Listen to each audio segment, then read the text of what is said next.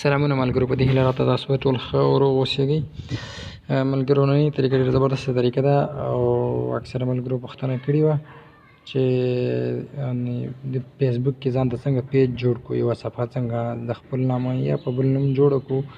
نو یوه غوښتنه در راکومه که تاسو تر اوسه زما چینل سبسکرایب کړی سبسکرایب یې کړئ، ورسره د بیل آیکن ووهئ تر څو له هرې ویډیو تاسو برخه واوسېږئ، ځکه د فیسبوک زده کړې په هکله اکثره ویډیو ما خپرې کړي دي.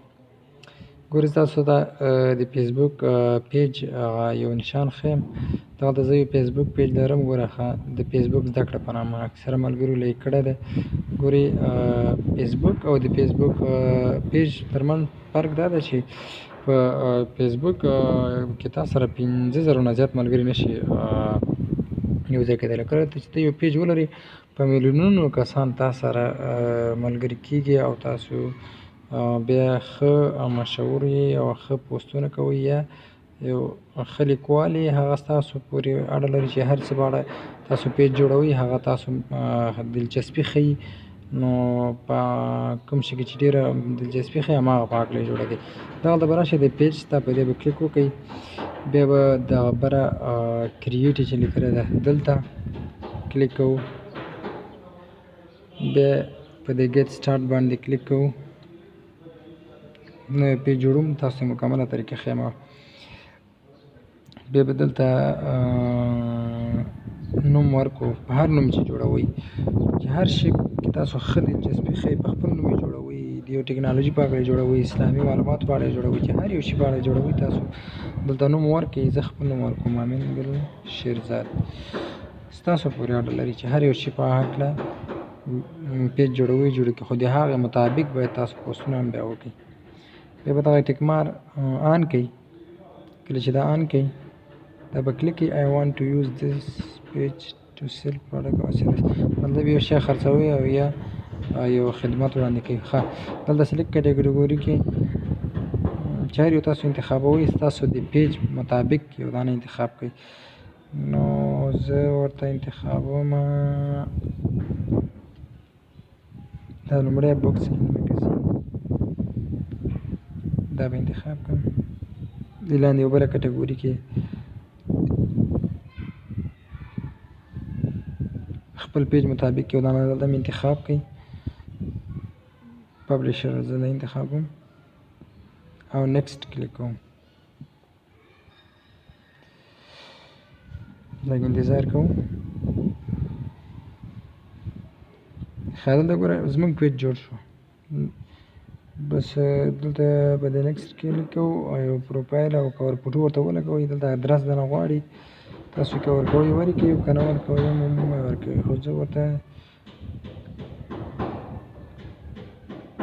زیپ کوډ کې ورته زه به ورکړم 2601 ننګرهار چې دی 2601 زیپ کوډ. جلال آباد افغانستان به انتخاب کړم. دا سټي شو او کنټري. ادرس کې ورته لیکم ننګرهار. تاسو خپل ادرس ولیکئ ورته چې هر یو ځای کې اوسېږئ. نمبر کې ورته خپل نمبر ورکړئ او نور ویزیټ پیج باندې به کلیک وکړئ. مخکې به ځو. ګوره دا پیج جوړ شو ملګرو، زما پیج په خپل نوم جوړ شو. نو تاسو بیا ورته خپل پروفایل بدل کړئ او کور فوټو د هغې باید نو تاسو کولی شئ پوسټونه پکې وکړئ. نو یو پوسټ درته کوم چې تاسو یې وګورئ.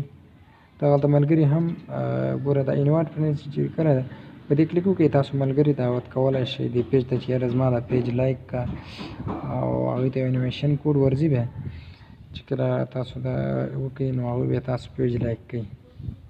لومړی کې به تاسو دونه څوک نه لرئ، لکه ایډورټایزینګ اعلانات به ورته کوئ، پیجونه کې به شیر کوئ، ملګرو سره به شیر کوئ، خپلوال باندې به شیر کوئ هغه پیج. نو هله به تاسو ته ستاسو د پیج مینوال زیاتېږي.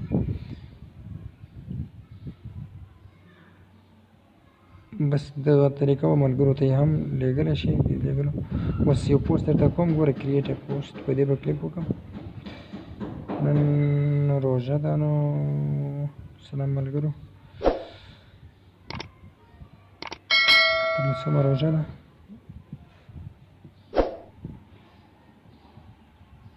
الله مو روژې قبولې او منظورې کړه. ښه داسې یو پوسټ کوم.